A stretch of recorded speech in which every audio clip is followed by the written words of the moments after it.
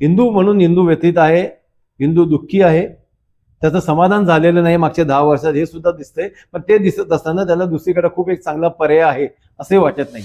सामान्य मतदाराला अतिसामान्य ठरवून टाकले सगळ्या राजकीय पक्षांनी. आणि आम्ही काय केले त्याच्यापेक्षा ह्या माणसाला मतदान करा किंवा ह्या माणसाकडे बघून मतदान करा असं जेव्हा सांगितलं जातं ना, हे अपयश आहे. बाहेरच्या देशात असं होत नाही. आणि आपल्या भारतात तर लोकशाही, अध्यक्षशाही नाहीये. पण इकडे राहुल गांधींचा चेहरा असणार, तिकडे मोदींचा असणार, इकडे उद्धव साहेबांचा असणार, तिकडे एकनाथ शिंदेचा असणार.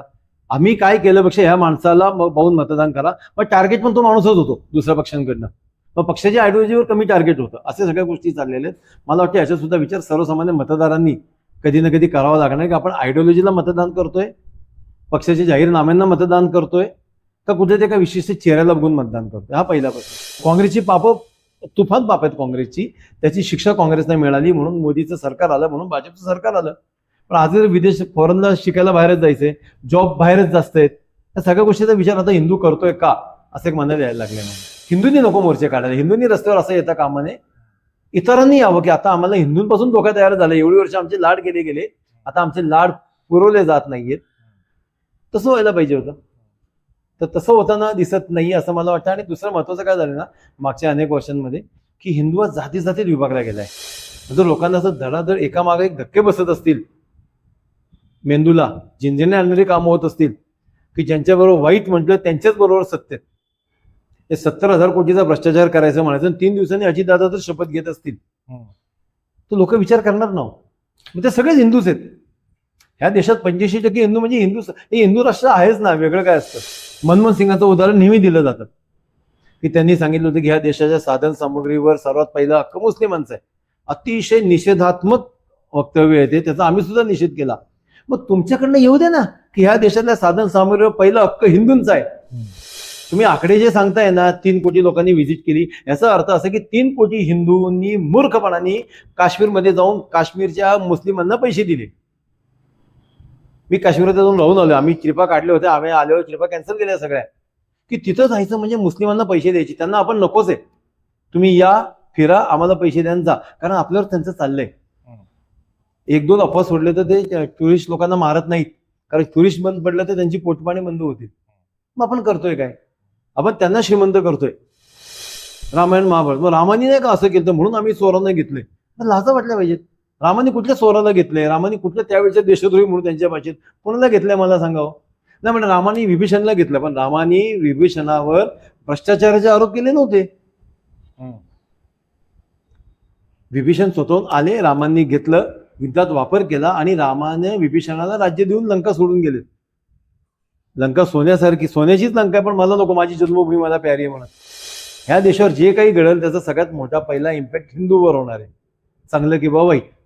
आपण ते टाळता आलं पाहिजे, टाळता यायला पाहिजे होतं. भविष्यात तरी ते टाळलं जाईल अशी आपण अपेक्षा ठेवतो.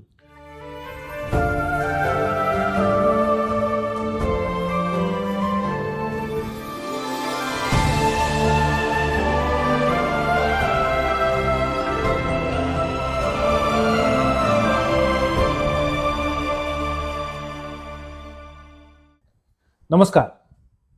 बोलत राहूयाच्या आजच्या भागात तुम्हा सर्व रसिकांचं मनपूर्वक स्वागत. सध्या वारे वाहत आहेत निवडणुकीचे. म्हणजे एप्रिल महिन्यापासून प्रचाराची रणधुमाळी सुरू झाली. मे मध्ये ऍक्च्युअल इलेक्शन्स आणि जून मध्ये त्याचे पडसाद. त्यामुळे तसं म्हटलं तर आपण महाराष्ट्र, भारत देश हे सध्या निवडणुकीच्या व्यापामध्ये आहोत. प्रत्येक जण आपापल्या परीने प्रचार करायचा प्रयत्न करतोय. प्रत्येकाला विकासाच्या काही वेगवेगळ्या व्याख्या वाटतायत. आता या सगळ्या रणधुमाळीमध्ये आपण देखील बोललं पाहिजेच. तुम्ही, आम्ही सामान्य मतदार आहोत. पण सामान्य मतदार निवडणुकीच्या वेळेला मतदार राजा होतो, हे कसं काय?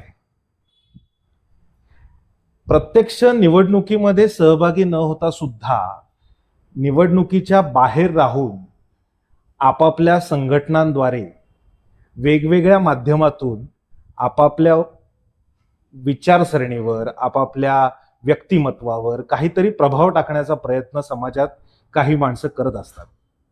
आणि त्यातलं एक नेतृत्व म्हणजे हिंदू महासंघाचे आनंद दवे. आपण आनंद दवे यांचं आजच्या भागामध्ये स्वागत करूया. नमस्कार. नमस्कार. नमस्कार. मी आता इंट्रोमध्ये असं म्हणालो की प्रत्यक्ष राजकारणामध्ये जसे उमेदवार असतात, पक्ष असतात, पण काही जण, काही संघटना ह्या अशा असतात की राजकारणाच्या बाहेर म्हणजे ऍक्च्युअल मतदान प्रक्रियेमध्ये न उतरता समाजामध्ये इन्फ्लुएन्स करत असतात. त्याच्यामध्ये तुमचं एक नाव आहे. याचं कारण असं आहे की तुम्ही केलेली विधानं, तुमचे इंस्टाग्राम किंवा फेसबुक, युट्यूबच्या माध्यमातून प्रसारित होणारे व्हिडिओज हे व्हायरल होतात. आणि नुसते व्हायरल नाही होत तर लोकांना ते पचनी देखील पडतात. काही लोकांना ते पटतात, काही लोकांना ते पटत नाहीत. अशा परिस्थितीमध्ये आता अगदी जे उंबरठ्यावरती निवडणूक येऊन थांबलेली आहे आणि आता मतदान प्रक्रिया सुरू होणार आहे, अशा वेळेला तुमची हिंदू महासंघातर्फे भूमिका काय? थोडंसं करेक्शन करतो बरं का. आम्ही बाहेर नाहीये, आम्ही आत आहोत. आम्ही सक्रिय राजकारणात आहोत. हिंदू महासंघ 1 वर्ष झाले स्थापना करून. आम्ही कसब्याची इलेक्शन लढलो, त्याचा इम्पॅक्ट सर्वांना माहिती आहे. आम्ही पुणे विद्यापीठाची सिनेटची पण निवडणूक लढलो होतो. त्याच्या आधी एकच उमेदवार उभा केला होता. आता अजूनही करू.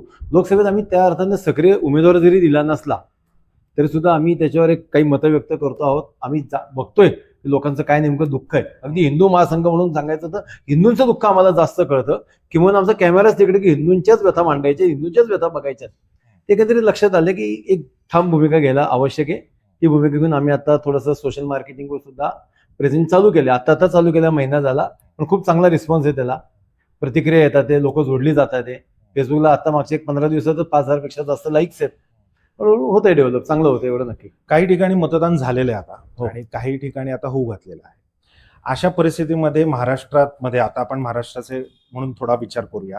भले हे लोकसभेच्या पातळीवरती असलं तरी सुद्धा मला एक सांगा की तुमच्या नजरेतून आजचा जो सामान्य मतदार आहे त्या मतदाराची भूमिका नक्की मनामध्ये काय दडली असं तुम्हाला वाटतं? मी सांगू का, सामान्य मतदाराला अतिसामान्य ठरवून टाकले सगळ्या राजकीय पक्षांनी. अतिशय दुःखी येतो, व्यतीत आहे. त्याला माहितच नाही की नेमकं काय चाललंय, काय घडलंय आणि भविष्यात काय घडणार आहे. म्हणजे तुम्ही ज्याच्या विरोधात आमच्याकडे मतदान मागत आहात, आम्ही त्यांच्या विरोधात जर तुम्हाला मतदान केलं तुमचं ऐकून, तर भविष्यात तो तुमच्या मांडीवरच दिसणार नाही याची सामान्य मतदारांना शंकाच नाही. त्याला असं वाटतं की काही होऊ शकतं.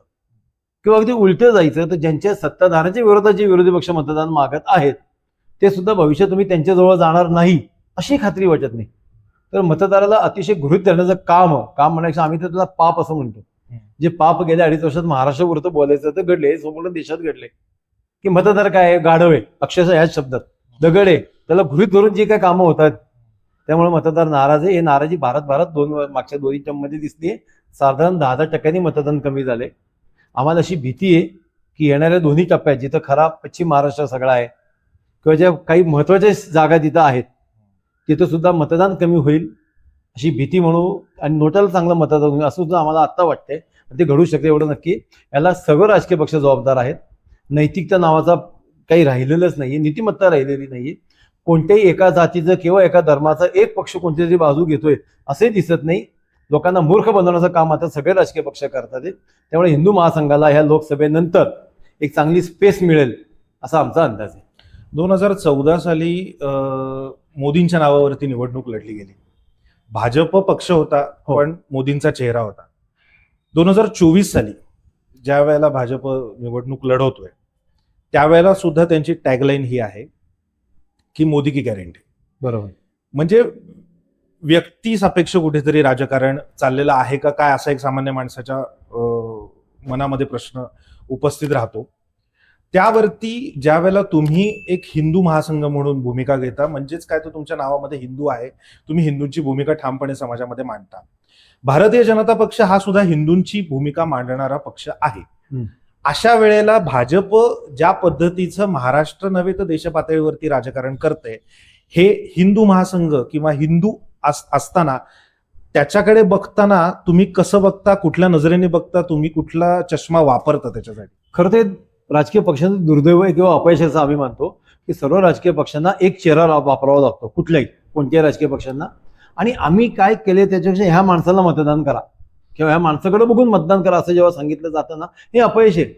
बाहेरच्या देशात असं होत नाही आणि आपल्या भारतात तर लोकशाही अध्यक्षशाही नाहीये. पण इकडे राहुल गांधींचा चेहरा असणार, तिकडे मोदींचा असणार, इकडे उद्धव साहेबांचा असणार, तिकडे एकनाथ शिंदेचा असणार. आम्ही काय केलं पेक्षा ह्या माणसाला पाहून मतदान करा. मग टार्गेट पण तो माणूसच होतो दुसऱ्या पक्षांकडनं. मग पक्षाच्या आयडिओलॉजीवर कमी टार्गेट होतं. असे सगळ्या गोष्टी चाललेल्या आहेत. मला वाटतं याचा सुद्धा विचार सर्वसामान्य मतदारांनी कधी ना कधी करावा लागणार की आपण आयडिओलॉजीला मतदान करतोय, पक्षाच्या जाहीरनाम्यांना मतदान करतोय, का कुठे ते एका विशिष्ट चेहऱ्याला बघून मतदान करतोय. हा पहिला प्रश्न. दुसरा हिंदुत्वाचं का, आता भारतीय जनता पक्ष हिंदुत्ववादी आहे का, तर निश्चित आहे, कारण भारतीय जनता पक्ष असं म्हणतोय. पण एकनाथ शिंदे सुद्धा हिंदुत्ववादी आहेत का, आहेत, ते सुद्धा असंच म्हणतात. उद्धवसाहेब ठाकरे हिंदुत्ववादी आहेत का, तर निश्चित आहेत, कारण तेही तसंच म्हणतात. ह्या सगळ्या त्यांच्या बोलण्यावरून आपण चाललोय आता. पण उद्धव साहेबांचं मागचे काही वर्षातलं किंवा आघाडी सरकार आल्यानंतरचं आणि राष्ट्रवादी बरोबर जाण्यानंतरचं त्यांची एकंदरीत बघितलं तर हिंदुत्व थोडंसं का होईना त्यांनी कमी केलेलं जाणवतं स्पष्टपणे, असं आपण म्हणू शकतो. म्हणजे संभाजीनगर हे नावच काय ठेवायचं, तिथून त्यांनी जी काय सुरुवात केली ते थोडंसं हिंदू दुखावलेलं आहे, नाराज आहे, नक्की दिसतंय. एकनाथ शिंदेच्या बाबतीत कट्टर हिंदुत्वाची भूमिका घेण्याचा आजपर्यंत त्यांचा योगच आलेला नाहीये. त्यांच्याविषयी आता काही कॉमेंट करता येणार नाही. भारतीय जनता पक्षांनी मात्र हिंदुत्वाचं वारं वाहत असताना किंवा वारं पुन्हा एकदा देशात आणल्यानंतर पण एक विचार हा पण केला जातो की हिंदूंचा विकास म्हणजे काय. मग फक्त राम मंदिर हा हिंदूंचा विकास होऊ शकतो का, तर ती राम मंदिर हा हिंदूची अस्मिता होऊ शकते. पण ह्या देशातलं पेट्रोल 100 रुपयांनी हिंदूच घेतोय. 85% हिंदू आहे या देशात. महागाई 1200 रुपयांनी सिलेंडर हिंदूंनाच घ्यावा लागतोय. बेरोजगारी हिंदूंना आहे. 2 कोटी नोकऱ्या वर्षाला लागणार होत्या, 10 वर्षात 20 कोटी नोकऱ्या लागल्या असत्या. त्यातल्या 17-18% तरी हिंदूंना लागल्या असत्या कोटी, पण त्या झालेल्या नाहीयेत. म्हणजे सफर पण हिंदूच झालाय या देशातला मॅक्झिमम. हे सगळंच मांडावं लागेल. काँग्रेसच्या काळात सुद्धा हिंदूच सफर होत होता या गोष्टींनी, आजही तोच होतोय. भ्रष्टाचार हा मोठा मुद्दा आहे आणि भ्रष्टाचारांना बरोबर घेणं हा तर त्याहून मोठा विनोद आहे. त्यामुळे सफर हिंदूच होते. दुःखी हिंदूची जी मी सुरुवात केली तुम्हाला की हिंदू दुःखी आहे, हिंदू व्यतीत आहे, मतदार म्हणून तो हिंदूच आहे ना. मुस्लिमाची मतं एक गट्ट आहे, ती कुठे जातात, कोणाला जातात सगळ्यांना माहिती, ते आताही दिसतील. मग ती मतं वळवण्यासाठी स्वतःकडं सगळे राजकीय पक्ष नको ते प्रयत्नही करतात. हे सगळंच चुकीचं होतंय. हिंदू म्हणून हिंदू व्यतीत आहे, हिंदू दुःखी आहे, त्याचं समाधान झालेलं नाही मागच्या 10 वर्षात, हे सुद्धा दिसतंय. पण ते दिसत असताना त्याला दुसरीकडे खूप एक चांगला पर्याय आहे असे वाटत नाही. राम मंदिराचा मुद्दा तुम्ही उपस्थित केलात. मला असं वाटतं की ज्या वेळेला राम मंदिर उभं झालं तर काही पक्षांचं मी असं आधीच ऑलरेडी ठरवलं होतं की मुळात प्रभू श्रीराम हे काल्पनिक आहे. त्याच्यानंतर ज्या वेळेला मंदिराची स्थापना झाली आणि मंदिराची स्थापना झाल्यानंतर तेच पक्ष म्हणायला लागले की हा इव्हेंट आहे. बरोबर. ह्या दोन्हीमध्ये दुर्दैव हे की हिंदूच पुढे आहे. म्हणजे ही सुद्धा भूमिका घेणारा सुद्धा मॅक्झिमम हिंदूच आहे आणि तो रोज मंदिरात पण जातो. म्हणजे भारतीय जनता पक्षाच्या विरोधात जी हिंदू मतदान करतात ते काय सगळे हिंदुत्व विरोधी आहेत, देशद्रोहित असे म्हणते ना, ते मंदिरात जातात, तेही गणपती बसवत असते, ते नवरात्र, दसरा, दिवाळी सगळंच करतात. त्यांना कदाचित ती ताठर भूमिका आवडत नसेल असा प्रश्न आहे. पण मला तेच म्हणायचंय की हे दुर्दैव वाटत नाही का तुम्हाला की हिंदूच ही भूमिका कशी काय घेतो. खरं ती लोकशाही आहे पहिली गोष्ट. वेगवेगळे मतं विचारात येऊ शकतात. दुसरं, ह्या देशात जर फक्त धर्मांधता चालली असती किंवा फक्त हिंदुत्व चाललं असतं तर म्हणजे हिंदू महासभापासून अगदी बाळासाहेबांपर्यंत, वंदनीय बाळासाहेबांना कट्टर हिंदुत्ववादी जे होते ते सुद्धा सत्तेत कधीच नाही आले ना. म्हणजे ह्या देशातल्या लोकांना फक्त कट्टर आपल्याला हिंदू पाकिस्तान करायचं नाहीये हे त्यांचं ब्रेन स्पष्ट आहे. तो पिढ्यानपिढ्या तसंच आहे. आपल्याला हिंदू पाकिस्तान नाही करायचं, कट्टर हिंदुत्ववादी असणं याचा अर्थ हिंदूंना प्रायोरिटी मिळणं असा असू शकतो. हिंदूंनाच सगळं मिळेल असं नाहीये, हे स्पष्टपणे लोकांचा विचार दिसतोय. दुसरं मी तुम्हाला सांगतो, मी त्याविषयी अनेक चॅनलवर होतो, लाईव्ह मध्ये होतो त्यावेळी जेव्हा राम मंदिराचा निकाल लागला आणि राम मंदिराची जमीन आपल्याला दिली गेली. त्यानंतर लगेच तो दुसरं एक पान विधान होतं की तिथंच 100 एकर जागा मशिदीसाठी पण दिली गेली. जगातली सगळ्यात मोठी मशीद अयोध्येत होणार आहे. जगातली 5 मिनारची एकमेव मशीद अयोध्येत होणार आहे. जगातलं सगळ्यात मोठं कुराण अयोध्येतल्या मशिदीत असणार आहे. मग मला सांगा, मग हे सगळं करायचं कशासाठी होतं आपण. राम मंदिराला जाताना येताना लाईनीत थांबताना जर मला ती 100 एकर जमीन दिसणार असेल मग हिंदूंना खरंच काय मिळालं का असा प्रश्न परत आजही तसंच राहतो ना.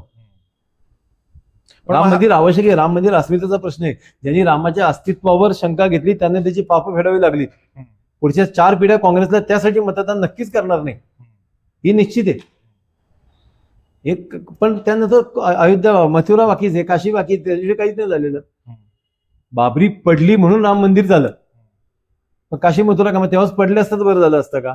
बरं, दुसरं काय ना, तुम्ही काशीला कॉरिडॉर केलंय. काशीला तुम्ही कॉरिडॉर केलं, जे अहिल्यादेवींनी मंदिर